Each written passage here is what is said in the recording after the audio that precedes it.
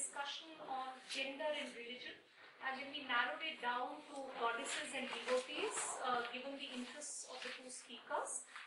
We'll begin perhaps somewhat unconventionally, not with goddesses, but with devotees. And Bharati Jagannathan will be the first speaker today. Bharati will speak primarily on Andal and Karaikal Ammaya and focus on the Tamil Bhakti tradition. Kanad Sinha will speak on goddesses and focus on Bengal. Bharati's told me what I'm allowed to say about her, and she said that all I'm allowed to say is that she teaches history at Miranda House and enjoys narrating the Ramayana and organizing tree walks. But Bharati also has done an outstanding PhD from the Center for Historical Studies at JNU and written a beautifully crafted book titled Approaching the Divine, the Integration of Alvar Bhakti into Sri Vaishnavism. Bharati also writes fiction and poetry and has published several children's books. As you know, Kanad teaches at St. Stephen's, and he's worked on a whole range of textual material, from the Mahabharata to the Manusmriti, and the Dashakumara Charita to Kritipas's Ramayana. So I'll begin now.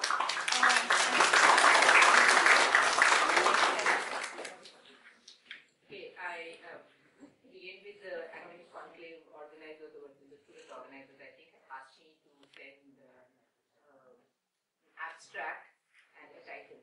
I did not, because I hadn't prepared anything even till last evening. So that should tell you that you should not expect too much out of the talk. The other thing, as I told Naina, of course, she said whatever she wanted to say.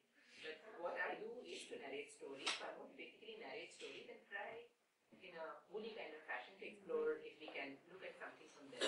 Maybe we can find some matters of interest from there. While I am going to talk about two devotees, one of them definitely also becomes a goddess. So some of you would of course know, I mean, especially the history people here, the second-year history students who definitely know about both Andal and about Karaikal Ammaya. But I will assume that not everybody knows about them, so I will tell you the stories. And also, what I'll do is I'll also read out some bits of their poetry. And then we will look at why they are constructed in the ways that they are constructed. That's what all I will try and do. Okay, so, go a little slower and talk a little more. Then it happens for 1 or 2 minutes, after which I'll come back to my poetry. No, I'm saying please speak a little slower. I said I'd try for about a minute or two, after which I'll return to my lecture speed. It won't really happen. Okay, so this is Karaikal Ammaya is the first one, in chronological terms. Basically, I'm assuming everybody knows about the fact that the Bhakti movement really begins in the southern part of the country, in the Tamil region, around the 6th century, late 6th century possibly, and you can say the last of the poet saints can be placed around the beginning of the 10th century. Maybe I'll be more comfortable with the 9th century, late 9th century date, but that's okay. Now, possibly Karaikal Ammaya is the earliest of the devotees. The Vaishnava tradition recognizes 12 saint poets, they're called Alvars. The Shaiva tradition recognizes 63 saint poets. Often, in the Vaishnava tradition, there is one woman, the others are all male. No, I think I'm loud enough, na? You cannot hear me, na, without the mic. No, you can't. Okay, so now can everyone hear me better now? I thought it would be very loud and okay, fine. Is that better? Yes.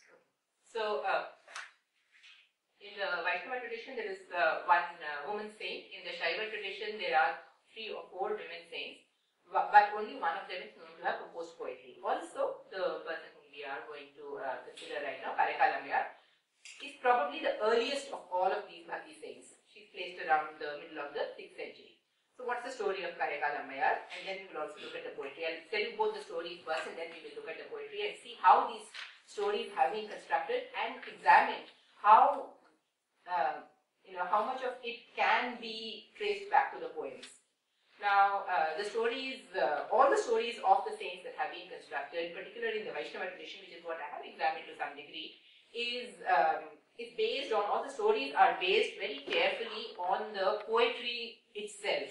Now, there is a tradition of appending your signature in the last verse. It's called the Shruti Phala, where they also say whoever recites these 10 stanzas by XYZ of such and such place, will get, all these other fruits that you will get. You'll get a long life, you'll get lots of children, you'll get lots of paddy and whatever. These are the kinds of things that are offered to you. Now, however, there are some poems, and there are a number of poems actually, which do not have a Shruti Phala, which do not have a signature verse. What we find is, wherever there is a signature verse, the hagiographers of a later period between the 13th and the 15th centuries have very carefully used the material in the poems to construct the stories of the saints. Now, let's look at Karikalamya's story to begin with. How many of you are already familiar with the story? Nobody is. Okay, one year. Now, there is this merchant called Tanatatan in the town of Karikal, who has a young daughter called Punitavati. When she comes of age, they get her married to another merchant, Nagai, which is not very far away. These are both coastal towns in Tamil Nadu. And she's married to this Paramatatan. So they are a young couple. At some point, some visitors come to Paramatatan and they give him 2 mangoes, excellent mangoes, which he sends home to his wife. Keep it for me for lunch. Now, however, in the course of the morning, there is a Shaiva devotee who comes there, who's hungry and who needs to be fed. So, this young wife, Punitavati, she cooks some rice for him, but since she's not made any sabzi till that time, she serves him with the mango, one of the 2 mangoes, she serves him and he goes away. Eventually, at lunch, her husband comes home, and after he's had his meal, he asks for, the mitha, so she gives him the mango. It's very good, so he says, give me the other mango as well, and so my husband is, so she doesn't know what to do, so she goes inside, she prays to Shiva, what do I do?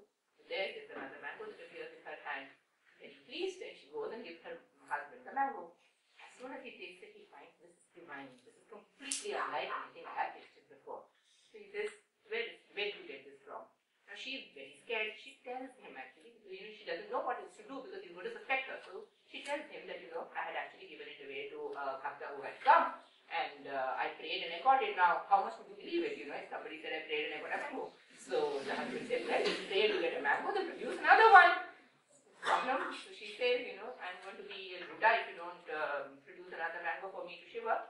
So there another mango appears in her hand, which her husband can see, and as soon as she goes to give it to him, the mango disappears as soon as it makes good it touches his hand. So he decides, okay, this is a goddess, she's not an ordinary woman. He doesn't cohabit with her after that, quickly makes some plans for overseas trip, goes away, and eventually comes back and settles down in another town where he marries another woman. When they have a daughter, and he decides, okay, this woman I had married earlier is going to be is our family deity, and so he names the daughter Punitavati after his first wife. Now, Punitavati has been living, in Nagai for a long time, and she's still waiting for her husband to come back, and eventually her natal family finds out that, her husband is actually living elsewhere, but he's actually gone to the Pandya country, which is further south.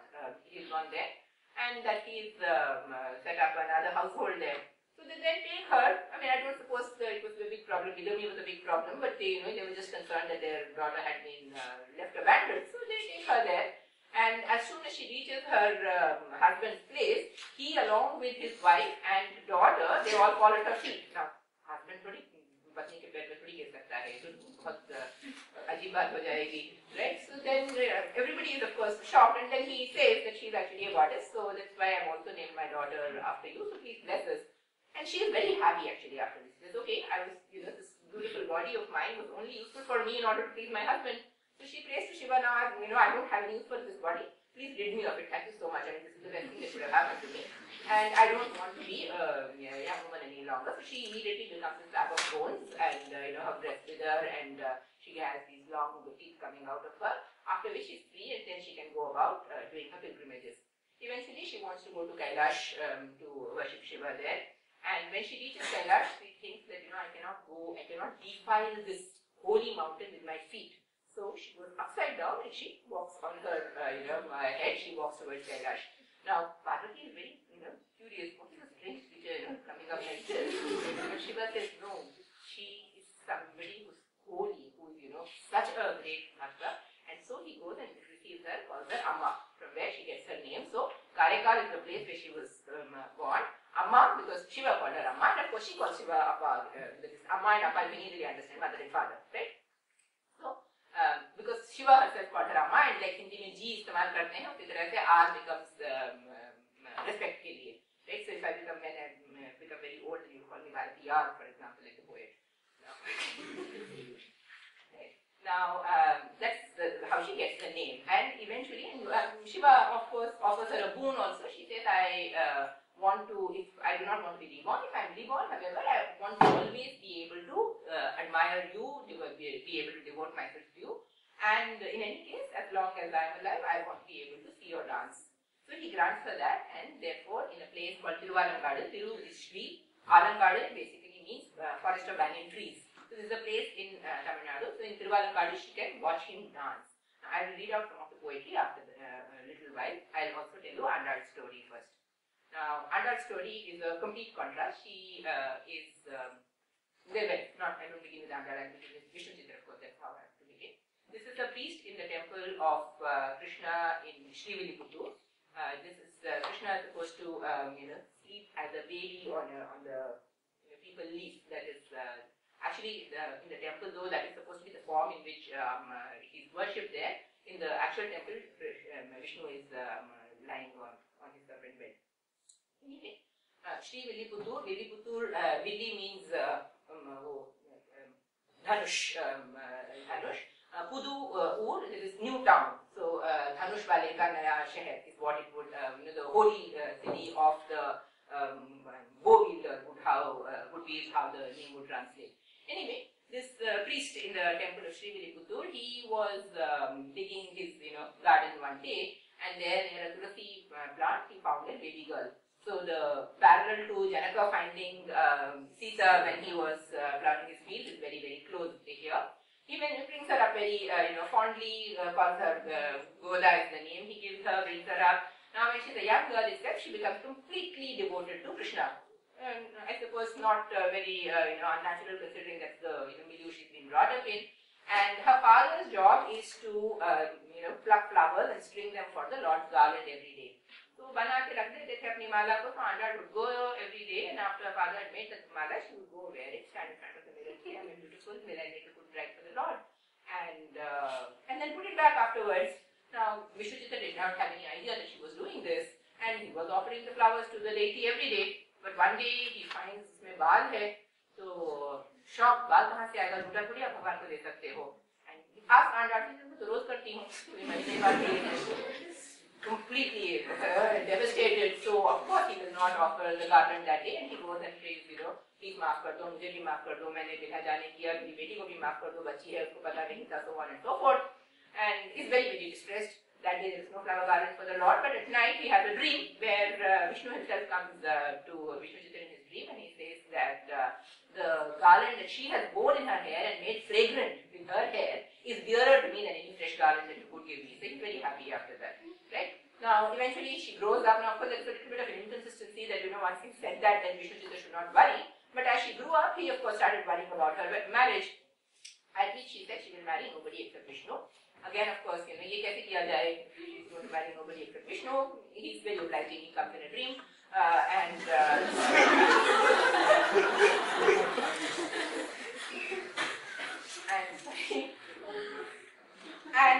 says, bring her to Srirangam. So the bridal party goes to Srirangam, and there Vishnu is sleeping on the serpent couch over there. So when they enter the sanctum sanctorum, I should not say Andal, because uska naam Goda hi hai. So she just climbs onto the coils of the serpent bed and vileen ho jati hai. She becomes one with the image over there. So and then the Lord gives Vishnu Chitra the honors that are due to a father-in-law. Says that she's married to me. Now this is your story. Now she's called Andal in the tradition. Andal means she who ruled. So that's basically, so she's become a deity in a certain sense. She's become part of Vishnu. So she's both devotee as well as goddess. She's worshipped in many kinds of ways as the third wife of Vishnu. The Tamil tradition, the Tamil Sri Vaishnava tradition believes that Vishnu has the two wives that all of us are familiar with, Bhudevi and Sri Devi, and also another called Neela or Napinai, who's his local wife, and Andal is sometimes seen as Neela as the local wife. In other traditions she's seen as Bhudevi also because she's born from the earth. Right? So there is an equivalence that is given with both, with Neela Napinai as well as with Bhudevi, both those equivalences are given. And there is no attempt that is made to, make it mathematically accurate. You don't bother about things like that. Now let us look at why we get this kind of a story. I said to begin with that the hagiographers are examining the signature verses very carefully. Plus also they are examining the content of the poetry very, very carefully to write their stories. Now this is fairly, this is largely true for both the Vaishnava as well as the Shaiva traditions where there are verses. In the Vaishnava case, you can say that, there are verses you can say that possibly, there are these people who have written these poems and therefore there must be real people who had written them. What their real lives were like, we cannot really say. In the Shaiva case, only 7 of the 63 are actually real, could have been real people. Only 7 people have written poetry. But all the others, 63 minus 7 is 56. So the other 56 can be fictional, can be, mythological, can be people, could have been, some of them could have been real people also, whose, there is a popular memory which has, preserved some of their stories. That's possible for some of them, but not necessarily for all of them, because many of those stories are just anecdotal bits. They don't begin with a birth and do not end, they do not go on for a complete, it's not a full building romance. There is nothing about that. There is just one incident in between. So these could very likely, they could just be, motives to express a particular idea. Now, Andra's poetry, and first read out some bits of Andra's poetry, and then you can see how she's constructed in the way she has been constructed. She's left behind 143 stanzas. These are compiled in 2 poems. One is called the Tirupavai, which is 30 poems, and the other one, 30 stanzas, and the other one is called Nachiyar Tirumari, which has the other 173 stanzas, 143 plus 30. Right? So 143 stanzas in the Nachiyar Tirumari. Now, Nachiyar basically means princess, our lady, somebody, a respectful kind of designation for a woman. Tiru, Shri, I have already told you. Mori is words, tongue, words, language, all of those is Mori. So, holy words of our lady is the title for the second lot of compositions. Now, the first one, Tirupavai, the 30 stanzas, they are typically sung by young girls, and being a Tamilian, I also know, for example, that I was also taught to sing these. You sing them through the month of December 15 to January 15, the Magh Mahina jo hota hai, and you're supposed to, get good husbands at the end of it. It of course doesn't work because I have managed not to get a husband. So now you are supposed to sing these, and the verses here, actually what's very interesting is, while the tradition has for 1,000 years maintained that this is supposed to be sung by these kanyas in order to and fast and various things. Fortunately, I was never made to fast, so that's why I haven't got one. That they are supposed to do all of these things. The poem itself does not say that. It says that if our vrata is successful, if we do our vrata properly, then what we will ensure is lots of rain so that our paddy grows well and so that our cattle flourish. So it is actually for the community. It does not say anywhere that it is for getting good husbands at all. But for some reason, that's how the tradition is maintained, and that was what the vrata was about. Now, however, the Nachiyar Tirumari, the second one, it begins with, and it's quite interesting because the Tirupavai, which is the 30 stanzas, that begins with the word Margari Tingal, which means that, in the month of Margari you are beginning. So, in the Nachiyar Tirumari, it begins with the word Taiyur Tingal. Tai is the month which follows Margari, which we are in Tai right now. So, January 15th to February 15th will be the month of Tai. Now, here you see very clearly the way she's approaching the Lord herself. Now it says, this is a very poor kind of, the English is really, really bad. So, in the month of early spring, that is Tai, January 15 to February 15, I sweep the earth, deck the street, and Rangoli banane ka. I make Rangolis over here. Oh, bodiless god of love, Ananga, that is Kama. I worship you and your brother Shyama. Direct me to the Lord of the Venkata mountains, that is Tirupati. Take me there. Now, then she says, I write your name on the walls. This is very interesting because the actual word which is used is exactly the same word that's used for inscriptions also. So there is obviously, by this time, there is the notion of, मंदिर मंदिर की दीवारों पे you have inscriptions. Most of the inscriptions in South India are also found on the walls of temples, and the words that I use here are exactly the same. I write your name on the walls. O Lord of Love. I draw banners with fish emblems, boughs of sugar cane, and various things. And now again, my breast has swelled and grown mature. Pray make haste and deliver them to Krishna, Lord of Dwarakas. Very strongly erotic, and I'll also read out other very, very strongly erotic pieces. O God of love, these swollen breasts of mine are meant for Krishna, Lord of the discus. Like a sneaky jackal from the forest, toppling and sniffing the sacrificial abyss that Vedic seers had kept for the mortals. If you marry me to a mortal, I shall not live, take note. O God of love, every day I go out and perform the rites of spring in the company of young women. Grant that my Krishna, Lord of dark hue, of dark kaya flowers, will set his bright and beautiful lotus eyes on me. Then, O God of love, I have cooked this food of Meetha Chawal Banaya. I won't go into the details. I offer it with my charts. Grant that my Krishna, Lord who came as a bachelor and measured the earth, comes to touch my lit breast and bright torso with his beautiful hands. I shall keep my body filthy, leave my hair unkempt, and this is actually very interesting. I shall keep my body filthy, leave my hair unkempt, and my lips discolored, and eat but once a day. Take note of my austerities. O bright and able God of love, if you wish to save my charm, this you must grant me, the pleasure of pressing Lord Keshava's feet.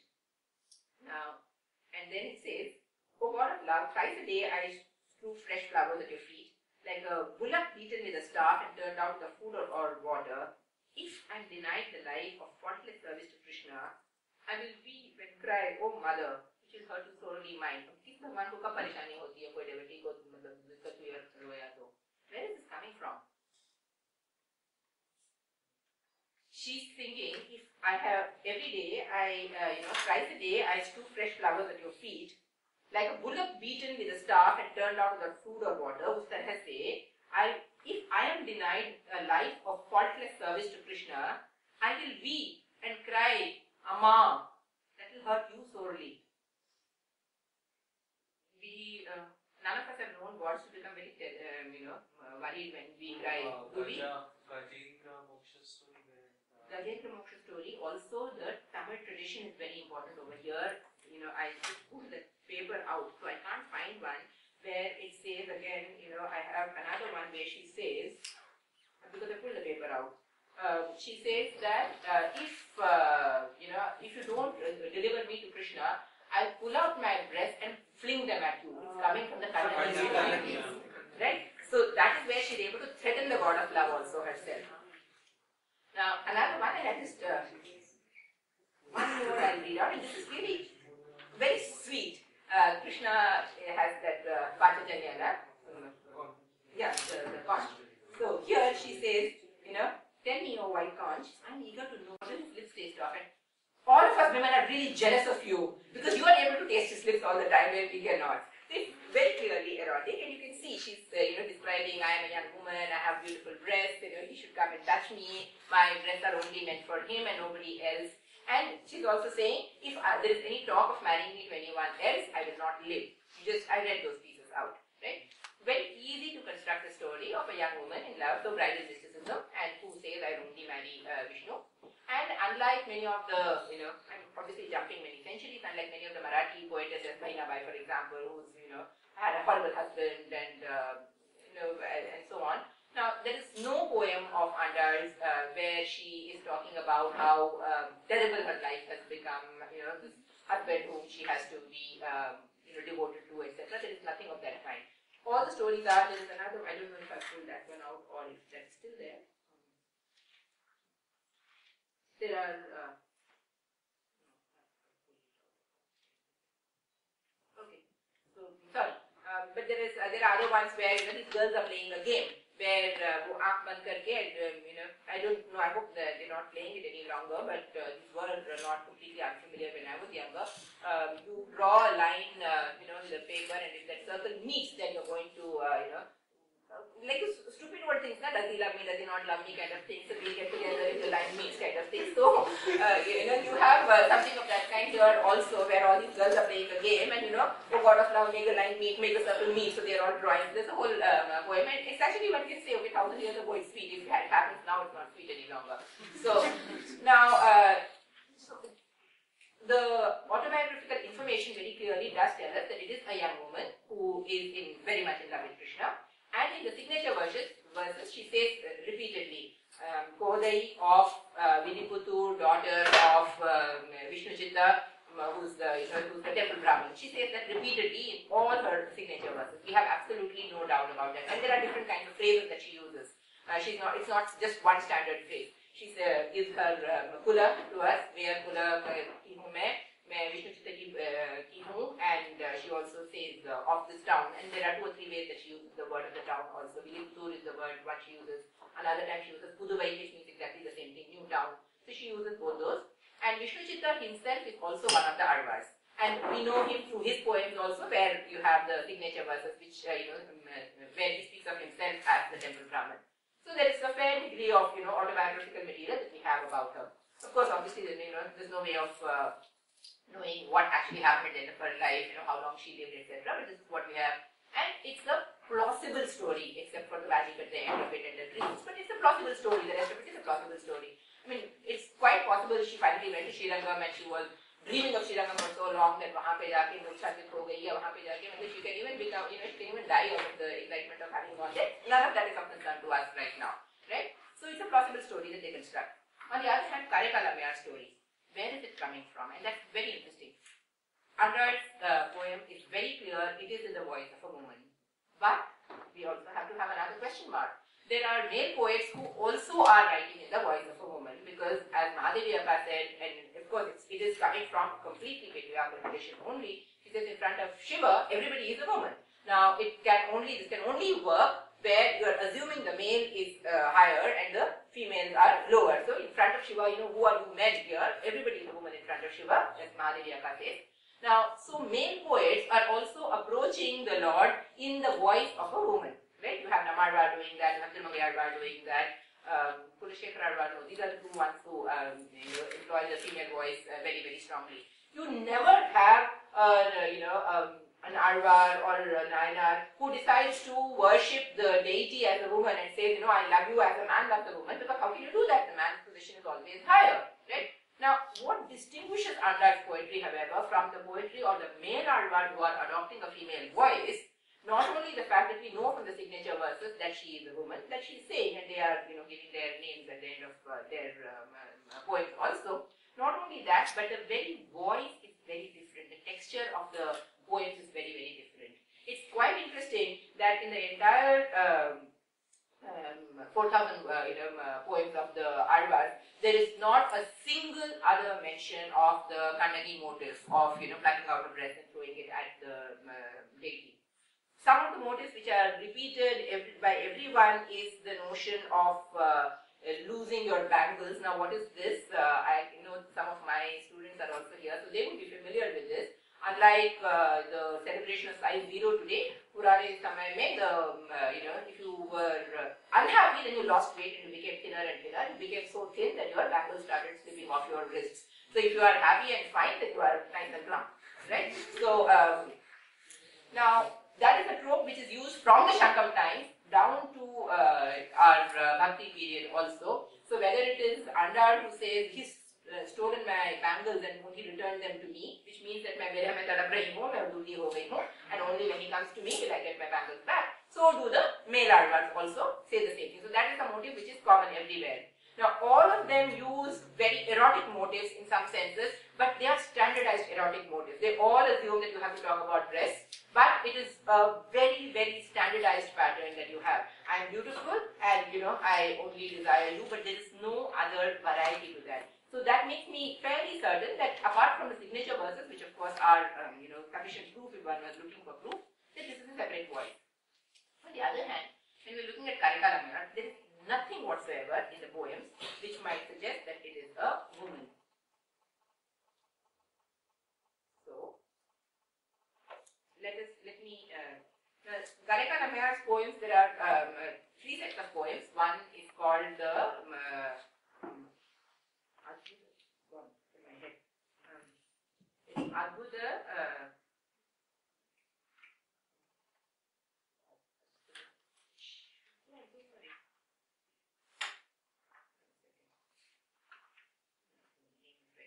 Tiruvandadi. Tiru I've already said is Shri. Antadi, Ant से आपका it's like antakshari की तरह last शब्द जो होता है उसका आपका next stanza will begin with that. And the entire poem में the last word of the last poem is the first word of the last word of the last stanza is the first word of the first stanza. So Adbhuta Tiruvandadi is the holy Antadi of which is wonderful. And then there are two others which are Tiruvalangadu, Manimalai. Tiruvalangadu I have already said is the place जहाँ पर वो शिव को देख रही है. वहाँ का Manimalai, that is you can easily understand Manimala है. And there are two others also which are again named Iratai Manimalai, which is double Manimala, etc. Now the poetry here is quite frightening. It's completely different in texture from the other ones. Let me read out some of these. His long matted locks are like the golden crest of a mountain. His stained throat is like a flash of lightning, and prominent on his chest lies the cobra beside his shimmering skull. O Lord, who discharged a single arrow at the triple force of his foes and destroyed their power, we have pleaded over many days that you should not favor a cobra to adorn your chest. Ornament yourself instead with a necklace of gold. Nindastuti Alankar? Okay. Now,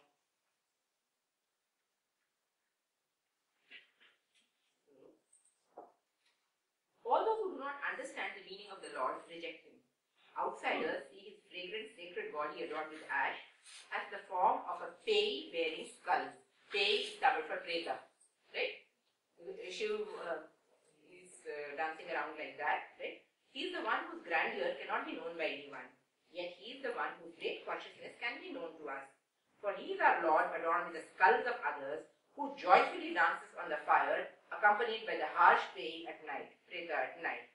Okay, now the entire poetry is a celebration of this, and I'm going to read out even more ghastly kind of poems. 1 minute.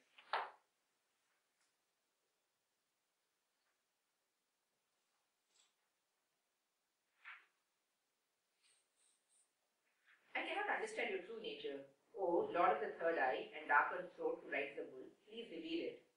Which of your forms will you ornament with sacred ash? The side you share with the lady, Ardhanarishwara, or the side you share with Mal? I chose it also because it speaks to our concerns today about SCTV and all of that, One side you share with the lady, one side you share with Mal, the Harihara concept also. So I thought it was a very interesting one to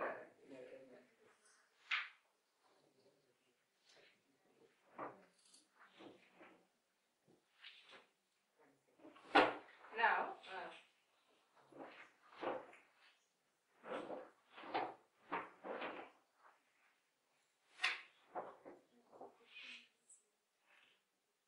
I'm eating Panad's time. I'm very happy to stop. Okay, why don't we let Kanat speak? I'll just, Panad, can I take 5 minutes of your time? Okay. I put the mark. I don't know what I've done with the mark. I had them in the right place. Because nothing here says that it's a woman. There is, all of them are completely, okay, यहाँ पर मैंने लगा रखा है. O mind, remember the Lord. Instead of taking comfort in thinking of your wife and children, take as your sanctuary the feet of our Father, the ruler of the gods of the universe, the ruler of the gods in the universe, a flame that can never be extinguished, the one whose matted locks even the Ganga cannot drench. Now, does this look like a woman speaking to other women, or even a woman speaking to men, or does it look like a man speaking to other men? Look at the thing. O mind, remember the Lord. Instead of taking comfort in thinking of wife and children, take as your sanctuary the feet of our Father. It sounds completely the male, this thing about women are the seductresses, unko chhod do, parivar is, the bondage into which you are, tied, and you have to think about spirituality, you have to forget about family, don't think about your wife and children as your refuge, think about the father up there, right? Now, it does not sound like a woman's poetry at all. But for reasons that are completely inexplicable, except for the fact that I don't know what I did with that little paper which I pulled out several of these papers in the course of my storytelling.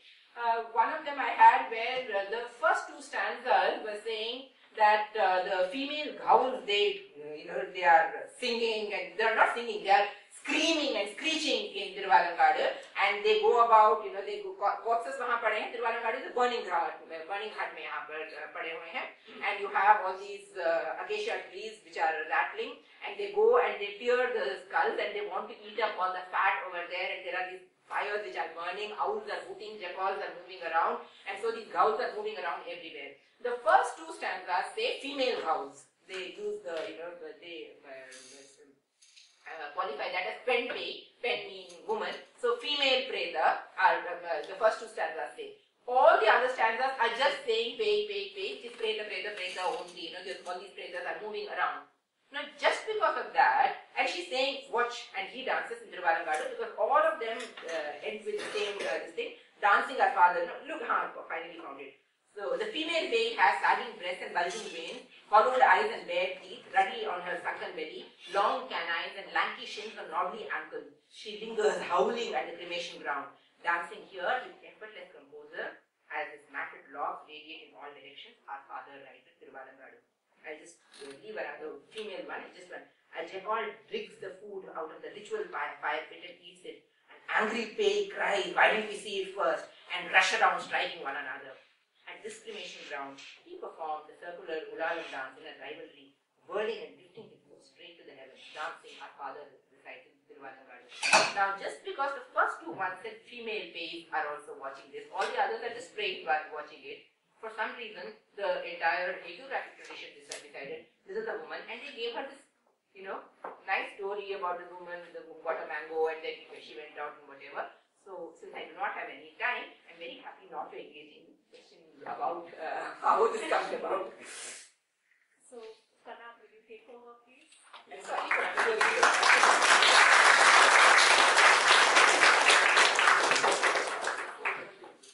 how much time I actually have?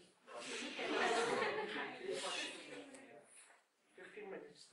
Okay, and when the hall is required for the next program? Okay, so I can extend it by 5 minutes, in about 20 minutes, I will try to. I'll try to We finish may it in have to 50 skip minutes. questions and take the questions outside the room in that case. Okay, let's see how it can be done. So, the first thing is that I don't have the storytelling capacities of Dr. Jagannathan. And the second thing is, initially I had thought that I would speak on something which is interconnected. But unfortunately, since she spoke on a regional tradition, I decided to focus on another region. And the region I am focusing on is Bengal.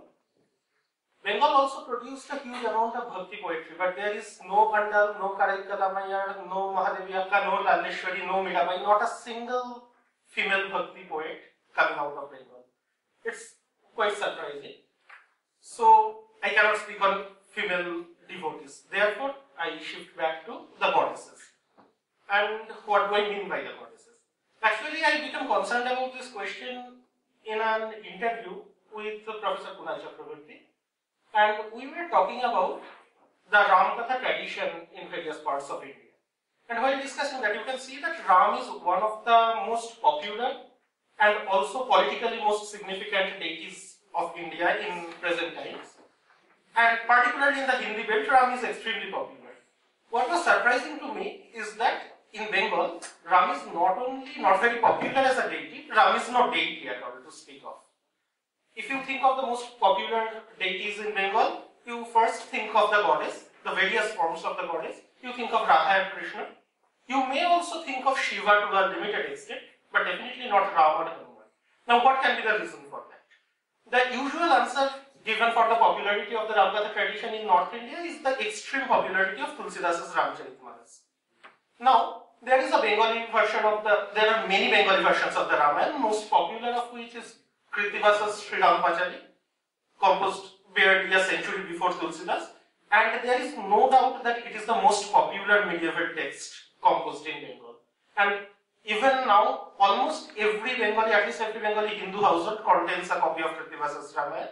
Even in non-Hindu households, it's a familiar text. So it's not that Tulsidas was any more popular than Kritivas in Bengal. Then what is is the reason. We were trying to find answers to that. And something which came to our mind is that while most of the regional versions of the Ramakatha are definitely stories of Vaishnavite bhakti, if you read Krittivas carefully, there is a strong possibility that it's actually a closet Shakta text taking a Vaishnava stance. If you look at Krittivas' story, I cannot go into the details. Of course, there are elements of Vaishnava bhakti. Ram is an incarnation of Vishnu, and all these things. Ram is the redeemer of the sinners, Patita Pavan. These metaphors are there. There are great devotees of Ram throughout the text. But there is Ravan also, who is a great devotee of the goddess, and it seems that Ram cannot be successful in defeating Ravan because Ravan is favored by the goddess. So there is that famous intervention of Krittivas bringing in the story of Ram worshipping the goddess in an untimely hour known as the Akal Bodhan story, which is supposed to be the beginning of the autumnal Durga Puja, the most popular festival of Bengal. And then it is because of the goddess's grace, and there is a test of Ram in which Ram passes to be the greatest devotee of the goddess. Then Ram manages to kill Ravan. Similarly, Krittivas brings in a new character in the story called Mahiravan, a son of Ravan who lives in the Patal, the netherworld. He is even more powerful than Ravan. He kidnaps Ram and Lakshman, and he is about to sacrifice them in front of the goddess because he is a zealous Kali worshipper. And then Hanuman goes in search of Ram and Lakshman, and he scolds the goddess that what you are doing, Ram is going to die, and that was not the purpose of the incarnation. Then the goddess says, there is no difference between my devotee and Ram's devotee. So she gives a strategy to Hanuman how to kill Mahiravan. Hanuman kills Mahiravan, Ram and Lakshman are rescued. So Ram's victory over Ravan is not actually the victory of an incarnation of Vishnu born on earth to end unrighteousness. It is a victory of a devotee of the goddess by the grace of the goddess. His main antagonists are also devotees of the goddess, and ultimately it is the great goddess who decides everything, who wins and who loses, and she is the supreme energy everywhere. That is the basic theme of Shakta Puranic mythology of the great goddess. Now, very quickly, if I shift back from Krittivas, what is this Shakta Puranic mythology and what does it have to do with the Bengal? Or who is the goddess we are talking about? All of us know, we have discussed this in many classes also, that all over the world, all the primitive religions were more or less centered around certain fertility cults, where there was a concept of a mother goddess, often equated with the reproductive power of the earth or river, etc. But when sophisticated world religions came up, the goddesses lost out, and almost all the world religions are patriarchal. But in Puranic religion, surprisingly, there is a return of the goddess. Now, this return of the goddess was not supposed to be very prominent. Out of the 19 texts which occupy the list of 18 Mahapuranas in various lists, not a single one is a Shakta Purana. And 17 of them have nothing to do with Shakta religion. Only one, Markandeya Purana, which is also a Vaishnava Purana. There are 700 verses known as the Devi Mahatmya, the glory of the goddess. And probably it's an interpolation in the Markandeya Purana, but a very early interpolation. Now we don't know where Devi Mahatmya is composed. But there is a strong possibility that it's composed in Eastern India, because later on when Shakta Upapuranas were composed, all of them were composed in Eastern India, be it the Devi Bhagavat, which is supposedly composed by someone from Bengal, or Kalika Puran, which is supposedly composed in Assam. So, now this Shakta tradition of Bengal and Eastern India in general, because Assam is also a very prominent region, so they speak of a great goddess, who is the supreme divinity who created everything, and of course that though it's actually a non-Vedic tradition, they trace some connection with Vedic religion, because in the Upanishads, in the monistic concept of single Brahman, there is a counter concept of Maya, the delusion. Now, this Maya has been converted in the Devi Mahatmya in the Mahamaya, the great delusion. And there is a famous verse, say, calling the goddess both Mahavidya and Mahamaya, great knowledge and great delusion, as well as Mahadevi and Mahasuri, the great goddess and great demoness. So the concept is that the goddess is the reason of the great delusion, because she represents all the energy that is at action, which is called Shakti in Shakta philosophy, also equated with Prakriti in Sankhya philosophy. I am not going into the philosophical intricacies and focus on the stories more or less, but this is the great goddess. And it is also said that the great goddess is all pervading, so everything that happens is a result of the goddess's will. So the Devi Mahatmya composes a mythology of the goddess, which is actually three separate myths. One is the myth of two demons called Madhu and Kaitava, who were supposedly killed by Vishnu, but now it is attributed to the goddess that goddess awakens Vishnu, that's why Vishnu can kill, and before that Vishnu was deluded by the goddess, that's why he was in this cosmic slumber. Then there is the myth of the buffalo demon Mahishasura. Again, the male deities cannot kill Mahishasura because they are actually powerful because of a certain energy inside themselves. So they decide to combine all these energies out of their body, which creates the great goddess who kills the buffalo demon. The third myth, the cycle around the demons Shumbha and Nishumba, is actually the local legends of a deity called Vindhyavasini of central India, which is incorporated in the Devi Mahatmya, and the goddess kills a series of demons with the help of other female divinities. So there is an assertion of the female divinity in the Devi Mahatmya. And it is also said that not only the goddess controls everything, every Vedic and mythologic victory is attributed to the goddess. So in the Narayani Stuti in the 11th chapter, there are various forms of the goddess being celebrated where the goddess is credited for killing Vritra, which is the epitome of Vedic mythology, Indra killing Vritra. Now it is attributed to Aindri. It's called Vritra Prana Harecha Indri. Similarly, the boar incarnation of Vishnu as the protector of the earth was so popular in the Gupta period when this Puranas started to be compiled. And now it is attributed to Varahi, which is the female energy of the deity. And it is also said in the celebration of the goddess that she is there in all female forms. Striya Samasta Sakala Jagatsu. So in the universe, everything female contains the energy of the goddess. Now this is something very important if I come back. This tradition is very strong, and even in Kritivas it's quite strong. Actually, despite the celebration of Ram, there is a certain apathy towards Ram in Kritivas also. When Ram kills Vali, Kritivas calls it blunder, Pramad. In the Uttarkanda, we see Kritivas repeatedly says that Ram is a less successful king than his predecessor Dasharatha. The banishment of Sita is criticized and atoned for by the killing of Ram himself in the hands of his more righteous sons, Lava and Kusha. Such a thing never happened in any other Ramkatha versions. So, these things you can find out. And similarly, now if you see, Ram is not a popular deity in Bengal. But Vaishnavism is almost as popular as Shaktaism. Because Krishna is a quite popular deity, there is a huge amount of Padavali literature in Bengal. And of course there is Vaishnavite literature outside Bengal, there is Suddas, there is Mira, there is Andal, many others. But there is a difference between this literature in Bengal and outside Bengal. In Bengal, from a very early time, Krishna is not at the center of Krishnite literature. It's Krishna's consort Radha. And of course, Radha is referred to in one stray verse of Gatha Saptashati much earlier, which indicates that probably in Prakrit tradition this character was hinted at. But the Radha we know is established by a Sena court poet called Jayadeva in the 12th century in the text called Gita Govinda. And here, Radha is also someone engaged in an adulterous relationship. Because Radha is a married woman, so her relationship with Krishna is illicit. And that is very much reflective of Jayadeva's own life. Because Jayadeva's consort was a woman called Padmavati who was a Devatasi in the Jagannath temple of Odisha. A Devatasi is supposed to be married to the deity already. So, marrying another mortal, which Andal would be scandalized to think of. Padmavati was not that scandalized, so she married Jayadeva. But being a Devdasi, she was a public performer, and Jayadeva did not have any problem with that. He knew Padmavati has many admirers, and he was very proud that he was the foremost among them. So, when a poet introduces himself, Jayadeva calls himself Padmavati Charana Charana Chakravarti, the foremost among all the admirers of Padmavati's feet. And similarly, there is that revolutionary couplet in Jayadeva's Gita Govinda, where Krishna touches Radha's feet. So there is a legend that Jayadeva was very hesitant to write this thing, and Krishna himself came and wrote this down. But already there is an assertion of Radha.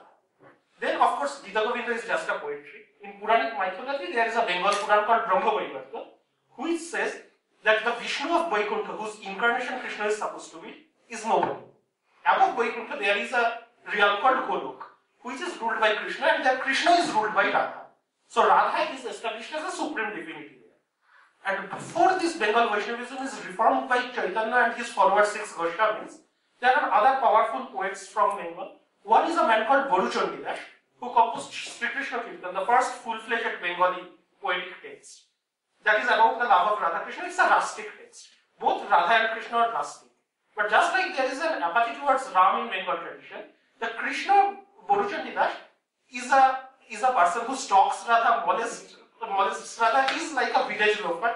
Finally, Radha gives in, and when Krishna wins him over, Radha is head over heels in love with Krishna. Krishna leaves him and goes away, leaving Radha in eternal pangs of separation, the Radha Viraha. The same theme is taken up by other Bengal poets like Chandidas and Gyanadas, who celebrated mostly Radha's Viraha. Rather than the great epic character of Krishna, there is a complete apathy. Same thing happens with Sita also. Here you can see that it's not only in Prithivas. Of course, Prithivas takes a very pro-woman stance. Ram's behavior with Sita is critically condemned by him, and Prithivas is one of the rare medieval poets who celebrated lesbianism also. Because there is the birth story of Bhagidath, a predecessor of Ram, which is explained as a result of a lesbian union by Prithivas, which is not in Valmiki. Other medieval Ram Kathas in Bengal, like those by Nityananda or Ramshaka or Jagatram Bandyopadhyay, more or less rejected Valmiki Ramayana and based their story on Adbhut Ramayana, a Shakta retelling of the Ramayana. And Prithivas also borrowed a lot of elements from Brihad Dharma, Devi Bhagavad and Kalika Puran, the Shakta Upapuranas of Eastern India. But apart from that, in late medieval period, you get a woman called Chandramati, who is the only prominent medieval female poet from Bengal, who retells the Ram Katha in a local folk tradition known as the Maimansingh Gitika tradition. And what is Chandramati's Ramayana? Mandakranta Bose has translated it, so I will not discuss it again in details in 1-2 minutes. The very peculiar feature of Chandramati's Ramayana is, in the greater part of the text, Sita is the speaker, and she is speaking the story to her female friends. Secondly, the story begins with Sita's birth, ends with Sita's entry into the Ram's heroic adventures like killing of Taraka and other things are totally left out. The war is dealt with in 4 verses. The story is mainly the story of the romance of Ram and Sita, and later on the betrayal of Sita by Ram. So it's a clash of good and evil, but Ram and Ravana are not the representatives of good and evil. The good and evil is coming from the feminine folk tradition of Bengal, Lakshmi and Alakshmi. Sita is the representative of Lakshmi, and Alakshmi is represented by a fabricated sister of Ram named Kukua, who conspires against Sita and manages to send her out ultimately. And secondly, most of the Maimansingh Gitika has an address, Shuno Sabhajan or Shuno Sudhijan. Listen, O people of the gathering, or listen, O intelligentsia. In Chandramati's Ramayana, mostly it's Shuno Shokhijan. Listen, O female friends. So it's a story composed by a woman, told by women for the women. And there you can see everything is interpreted in feminine terms. So even Sita's suffering, when she suffers a lot, she says it's a result of a sin.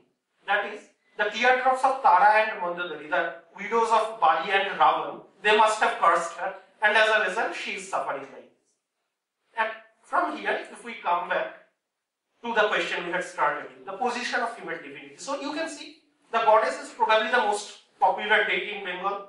What many people call Bengal's national festival is around the goddess. And the goddess is supposed to be supreme. And you can see even in Vaishnava tradition, the goddess reigns supreme. Now, I'll conclude with this question.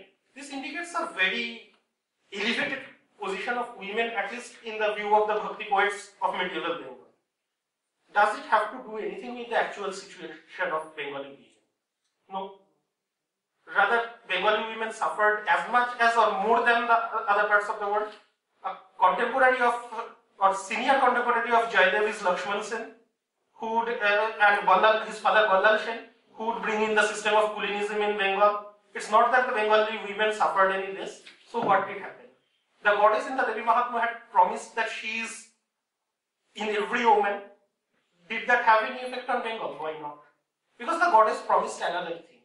One thing, she is in every woman, but then the Devi Mahatma, very shrewdly, if you see at the end of every chapter of Devi Mahatma, there is the line, Iti Shri Savarnika Mandantare. So, what is Savarnika Mandantare? The cosmic time in Puranas are divided in Mandantaras, reigns of different Manus which are long epochs. This is the 7th Mandantar, the reign of Vaivasvata Manu Goiva. Savarnika is the next Mandantar. So, the poet of the Devi Mahatma thinks of a world where women dominate, women are the representatives of power, but he understands it's not contemporary, it's not in near future. Only in the next epoch people may understand the power of the goddess. then what does the goddess do in Bengal? If you look at the popularity of the goddess in Bengal and the simultaneous apathy to Ram, Sita, and later Shiv as her husband, I'll end with that, to the male divinities. Who is Chandrapati's Sita, if you think of? Chandrapati's Sita is not Valmiki's Sita, the great epic heroine. She is not also Tulsi's Sita, the devoted housewife. Chandrapati's Sita is a representative of the suffering, everyday suffering a Bengali woman faces. And actually it's probably self-reflective of Chandrapati, because she was in love with a man called Jayananda who betrayed her and married a Muslim woman, later tried to come back but died. So this left a mark on Chandrapati, and it's Chandrapati's suffering and the suffering of every Bengali woman in medieval world, which is represented in Sita. Think of the popular Radha of Bengal. What is the story of Radha in Chandidas or Guru Chandidas? It's the story of eternal suffering. A woman left by her lover and she is suffering throughout. That's what is celebrated by every Bengali poet. Starting from Jayadev and Guru Chandidas up to Madhusudan Datta and Rabindranath Tagore, who also composed Vaishnava Padabolis, you see the same story of Radha's suffering. Now think of the Devi. What happened to the great goddess of Devi Mahatma? Of course, Devi Mahatma spoke of elevation of women. The Bengal Puranas did not do that.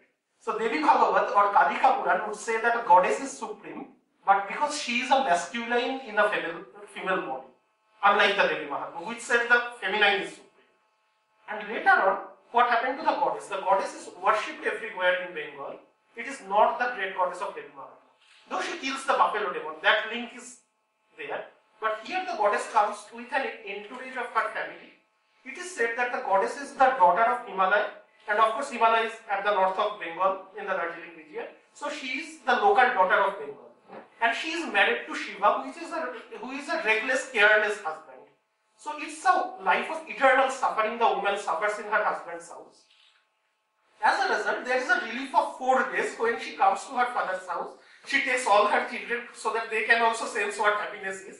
For the 4 days, Shiva is happy at Kailash, he can indulge in his addictions freely. So that is the situation. And there is a rich heritage of Bengali songs called Agamoni, celebrating this kind of story. So again, even the Durga, who is worshipped in Bengal, is not the Mahalakshmi of Devi Mahatma, but she is again representative of the Bengali woman, particularly in time of Kulinism, where the woman suffered a lot in the in-laws household.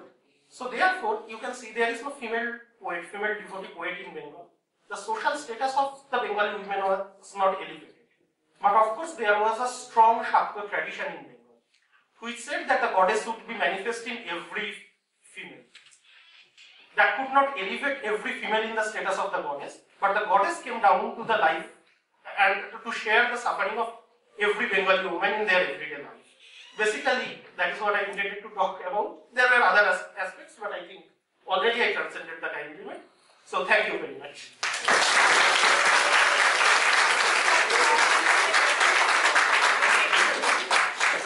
Unfortunately, we don't have time to take questions, but we'd like to request the panelists to please accept these mementos and vote of thanks from Dr. Dashi.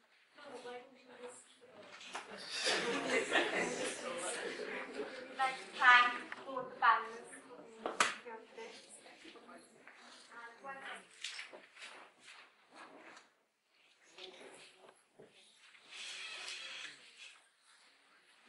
refreshments are now being served at the mess lawns. People who do not know where it is, our volunteers will guide you. At 4:30, we have 2 panels. One is in the seminar room. It's a panel on a global agreement on climate change by Srikant Gupta and Manzoor Dubbar. In the college hall, we have a panel on caste and higher education by